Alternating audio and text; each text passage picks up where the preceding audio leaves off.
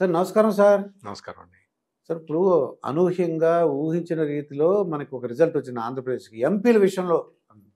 మరి ఈ ఎంపీల వలన వాళ్ళు చంద్రబాబు నాయుడు గారిని వైసీపీ వాళ్ళు చక్రం బాబా, చక్రం బాబా అని ఎప్పుడో తిప్పాడంట చక్రం బాబా అనేసి వేళాకోళం ఇచ్చేసేవారండి. మళ్ళీ నిజంగానే ఆళ్ళన్న మాటలు మళ్ళీ చక్రం బాబా అవ్వటానికి అవకాశం ఉందంటారా? అంటే హ్మ్. ఇప్పుడు అప్పుడు కూడా అతను గారు. జాతీయ రాజకీయాల్లోకి వెళ్ళటానికి చంద్రబాబు నాయుడు ఆసక్తి చూపలేదు. హ్మ్. కానీ కొన్ని అనివార్య పరిస్థితుల వల్ల ఈయన కేంద్రంలో కొంత కీలక పాత్ర పోషించాల్సి వచ్చింది. హ్మ్. మీకు చాలా చాలా ఒకసారి వెనకాల సందర్భాల్లో చూడండి వెనక. వాజ్పేయి లాంటి ఒక మహానాయకుడు కూడా హలో. మన ఆలోచన కరెక్ట్‌గా ఉందా లేదా అని చంద్రబాబు మాస్ నాయుడిని క్రాస్ చెక్ చాలా చేస్తున్నాడు. ఓకే. ఎల్కే అద్వానీ హ్మ్. ఐరన్ మ్యాన్ ఆఫ్ ఇండియా కదా, అవునండి. ఉక్కు మనిషి. సర్దార్ పటేల్ తర్వాత అవునండి. అంతటి దృఢ సంకల్పం ఉన్న వ్యక్తి ఎల్కే అద్వానీ. హ్మ్. ఎల్కే అద్వానీ కూడా ఆ రోజు హోంమంత్రి. అవును. ఏదైనా క్రూషియల్ నిర్ణయం తీసుకోవాలన్నప్పుడు చంద్రబాబు నాయుడిని అడిగి నిర్ణయం తీసుకునేవాడు. ఓకే. అంటే అన్నీ చేశారని నేను అన్నాను. Crucial times, crucial. Crucial times లో కొద్దిగా క్లిష్ట పరిస్థితి అంటాం కదా. క్లిష్ట పరిస్థితులు వచ్చినప్పుడు కొద్దిగా ఏంటి ఈయన ఏం చెప్తారు ఏం చంద్రబాబు నాయుడు గారు? చెప్తాడని చెప్పి చంద్రబాబు నాయుడు అభిప్రాయం కనుక్కొని చేసిన సందర్భాలు చాలా ఉన్నాయి. అంటే ప్రెసిడెంట్ అబ్దుల్ కలాం విషయంలో కానీ స్పీకర్ బాలయోగ్ గారిని కానీ రకరకాల జ్ఞాపకం ఉన్నాయండి. మీకు మీకు ఏపీజే అబ్దుల్ కలాంని సెలెక్ట్ చేసుకోవటం అప్పుడు ఆ- పాకిస్తాన్కి మనకు కొద్దిగా ఇబ్బందిగా ఉంది. పాకిస్తాన్కే కాదు, అంటే భారతీయ ముస్లిం కంట్రీస్ జనతా అందరూ కూడా- పార్టీ ఉండి అంటే ఉమ్, మహానుభావుడు, అవును. గొప్ప వ్యక్తి అబ్దుల్ కలాంని ఒక మతానికి పరిమితం చేయటం చేస్తే న్యాయం. అది మనకి చాలా తప్పు. మనలాంటి చదువుకున్న వాళ్ళు ఆ పని చేయకూడదు. ఉమ్, కాకపోతే ఏంటంటే ఒక ముస్లిం మైనారిటీకి సంబంధించిన వ్యక్తిని అవునండి. రాష్ట్రపతిని చేద్దాము అని సలహా ఇవ్వటం కన్నా గొప్ప విషయం ఏముంటుంది? ఈ తరహాలో చాలా సందర్భాల్లో జరిగింది. ఉమ్, చాలా సందర్భాల్లో జరిగిన తర్వాత ఇప్పుడు నేను చక్రం తిప్పుతున్నా అని చంద్రబాబు చెప్పాడండి ఎప్పుడన్నా? ఉమ్, మనం రాసుకున్నాం, మనం జర్నలిస్టులుగా. అవునండి. చంద్రబాబు చాను చక్రం కలిసినాయి కాబట్టి, ప్రాస కలిసింది కాబట్టి అవును. ఢిల్లీలో చక్రం తిప్పుతున్న చంద్రబాబు అని మనం రాసుకున్నాం. అది అంటే కొన్ని సందర్భాల్లో కొన్ని కొన్ని కొన్ని కొన్ని పాత్రలు పోషించాల్సి వస్తుంది. ఉమ్, ఇప్పుడు మీరన్నట్టు ఎన్డీఏ కూటమిలో భారతీయ జనతా పార్టీ తర్వాత ఉమ్, ఎక్కువ స్థానాలు ఉన్న రాజకీయ పార్టీ తెలుగుదేశం. ఓకే. అంటే second place in okay. NDA కూటమి. సో అందువల్ల చంద్రబాబు నాయుడికి ఈ ప్రిఫరెన్స్ ఇవ్వాల్సిన పరిస్థితి ఉంది. ఇస్తారా ఇవ్వరా అనేది, వాళ్ళు ఇచ్చినా ఈయన తీసుకుంటాడా లేదా అనేది సపరేట్ ఇష్యూ. అక్కడ చంద్రబాబు నాయుడు కంటే ఆంధ్రప్రదేశ్ ప్రజలకు ఉపయోగపడుతుంది అని అనుకుంటున్నాను మేడం. మీరు మీరు చాలా చక్కగా చెప్పారు. అది ఎందుకంటే చంద్రబాబు నాయుడికి ఇప్పుడు కొత్తగా వచ్చేది లేదు, పోయేది లేదు. అవును. ఇప్పుడు అంతా స్టేట్ ఇబ్బందులు ఉంది. ఒక చట్టం ఉంది కదా మనకి, అవును. ఏపీ స్టేట్ రీఆర్గనైజేషన్ చట్టం లాగా. అవును. ఇప్పుడు ఆంధ్రప్రదేశ్ని మళ్ళీ పునర్నిర్మించుకోవాలి మనం. ఆ పునర్నిర్మించుకునే క్రమంలో చంద్రబాబు నాయుడు కనుక కేంద్రంలో ఒక సే ఉంటే, అంటే ఆయన మాట కనుక చెల్లుబాటు అయితే ఓకే, ఆ ప్రాఫిట్ రాష్ట్ర ప్రజలకి ట్రాన్స్ఫర్ అవుతుంది. ఇది ఇది బేసిక్గా మనందరం కొంచెం ఆలోచించాల్సిన విషయం. అందుకని చంద్రబాబు నాయుడికి కేంద్రంలో ఒక పట్టు ఉండాలని, ఒక ఆయన మాట నెగ్గాలని, ఆయన మాటకి విలువ ఉండాలని ఆంధ్రప్రదేశ్ వాసులుగా మనందరం కోరుకోవటంలో తప్పులేదు. మంచి అవకాశం వచ్చిందేమో నాకు అనిపిస్తుంది. అవకాశం వచ్చింది.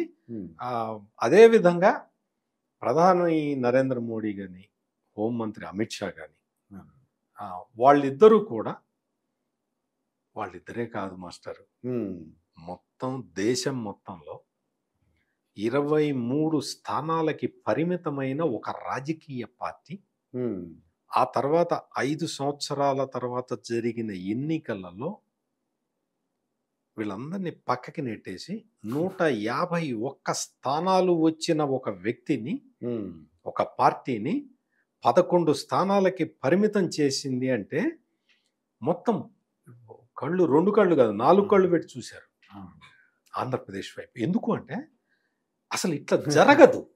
అవునండి. ఈ విధంగా జరగదు. అవును. మామూలుగా రాజకీయ పరిస్థితుల్లో అండి, సాధారణ రాజకీయ పరిస్థితుల్లో అంటే జగన్మోహన్ రెడ్డి కాకుండా మీరు నేను ముఖ్యమంత్రిగా ఉన్నా ఓకే మనం ఇంత విధ్వంసం అయితే చేయం కదా, చేయలేం. ఇంత అరాచకం అయితే మనం చేయం కదా.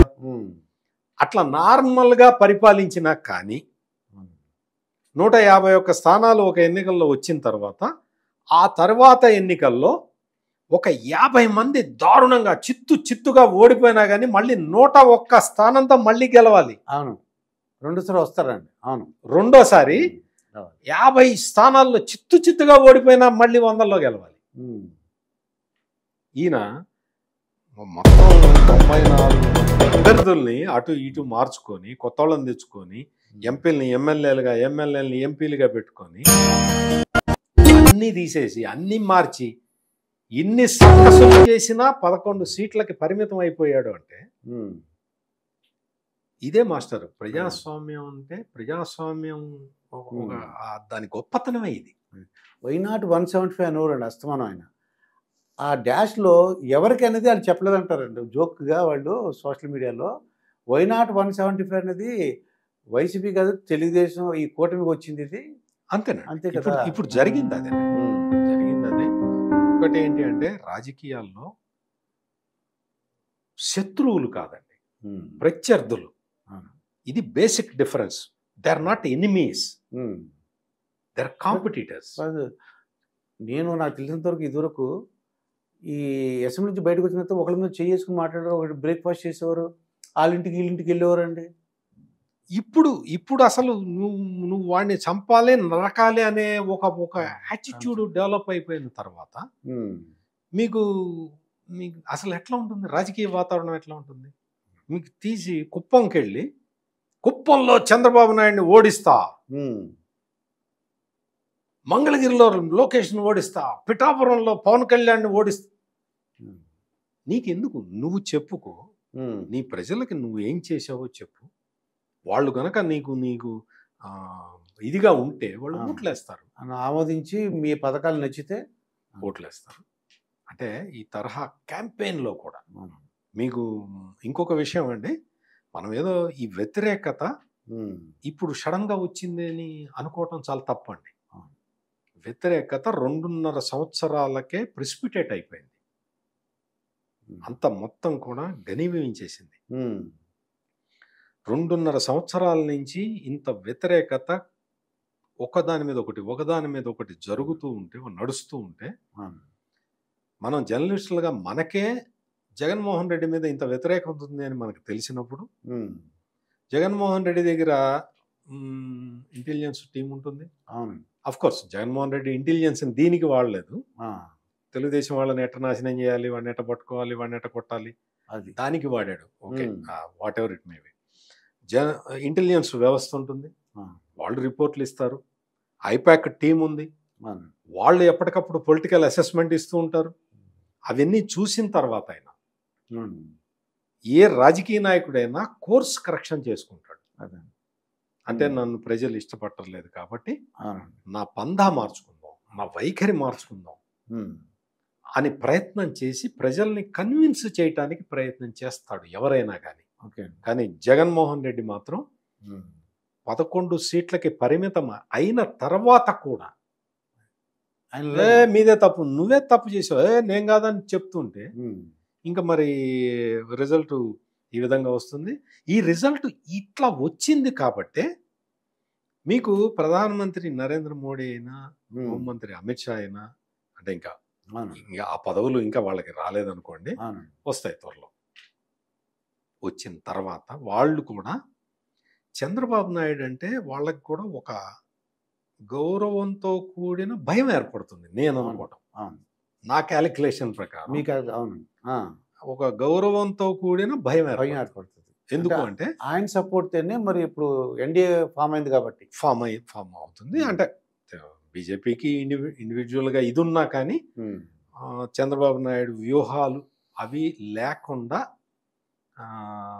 ఎన్డీఏ కూటమి ఉమ్, ముందరికి వెళ్ళలేకపోవచ్చు అనేది నా రీడింగు. అది అది కరెక్టా తప్ప అనేది కాలం నిర్ణయిస్తుంది. కానీ డెఫినెట్గా మనకి ఆంధ్రప్రదేశ్ అభివృద్ధికి అంటే పోలవరం కంప్లీట్ అవ్వచ్చండి, మీకు రైల్వే జోన్ ఒకటి, మీరు ఇండస్ట్రీస్ రావడం. మీరు ఆ రైల్వే జోన్ అనంగానే నాకు గుండెల్లో కలుక్కుమందండి.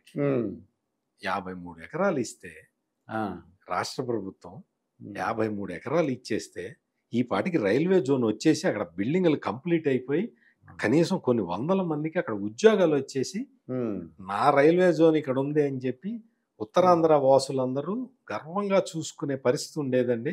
జగన్మోహన్ రెడ్డి రైల్వేలు ఇప్పటికి ఒక 10 సార్లు అడిగినా కానీ 53 ఎకరాలు ఇవ్వలేదండి. అదేదో ఒక క్రిస్టియన్ మిషనరీకి 200 ఎకరాలు ఇచ్చాడు కానీ రైల్వేకి 53 ఎకరాలు ఇవ్వలేదండి. వాళ్ళ మేనత్తకి సంబంధించిన వాళ్ళ మేనత్త ఉంది విమలారెడ్డి అని, ఆమె ఏదో పెట్టుకుంటాను అంటే ఆమెకి ల్యాండ్ ఇవ్వటానికి ల్యాండ్ వచ్చింది. కానీ విజయసాయిరెడ్డి కూతురికి ఏదో కంపెనీ పెడతానంటే, టూరిజం ప్రాజెక్ట్ పెడతానంటే ఇవ్వటానికి ల్యాండ్ ఉంది. కానీ రైల్వే జోన్కి 53 ఎకరాలు ఇవ్వలేకపోయాడండి. మీరు రైల్వే జోన్ అన్నారు కాబట్టి నేను ఇంత ఆవేదనగా నా బాధ మీకు చెప్పగలిగాను. అయితే ఇప్పుడు మనకి ఒక మంచి రోజులు వచ్చినట్టుగా భావించాలి. ఎందుకంటే అప్పుడు అక్కడ మనకి జగన్మోహన్ రెడ్డి అనేవారండి, మనకి 25 ఎంపీలు ఇవ్వండి, సెంట్రల్ యొక్క కేంద్రాన్ని మెడలు ఉంచుతానని. ఇప్పుడు నిజంగా ఆ ఛాన్స్ మనకు వచ్చినట్టు అనిపిస్తుంది, మెడలు ఉంచే ఛాన్స్. అంటే మెడలు అంటే గౌరవప్రదంగా చంద్రబాబు నాయుడు తన రాజకీయ జీవితంలో నేను వాడిని తాట తీస్తా, వీడి మెడలు వంచుతా, వీడి కాళ్ళు ఎరగొడతా అని అనలేదండి. 20 మంది ఎంపీలు గెలిచిన పరిస్థితుల్లో ఈయన ఇంకా ఎక్కువ హంబుల్గా ఉంటాడు. అది మీరు ఏమైనా ప్రైమ్ మినిస్టర్ అది వస్తే లేచి నిలబడటం, ఆయన కూర్చోమంటే కూర్చోవడం. అంటే ఎందుకు చెప్తున్నానంటే మనం ఎదిగే కొద్దీ ఒదిగి ఉండాలి, మనలో మనం ఒదిగి ఉండాలి, మనకు వినయం పెరగాలి. గర్వం పెరిగింది అనుకోండి అక్కడి నుంచి టప్పని కింద పడతారు, జగన్మోహన్ రెడ్డి లాగా. ఇదండి సత్యమూర్తి గారితో జరిగిన ఇంటర్వ్యూ. మరొక ఇంటర్వ్యూతో మీ ముందుంటాను, మీ మాస్టర్ దుర్గా ప్రసాద్. నమస్కారం సార్. నమస్కారం అండి.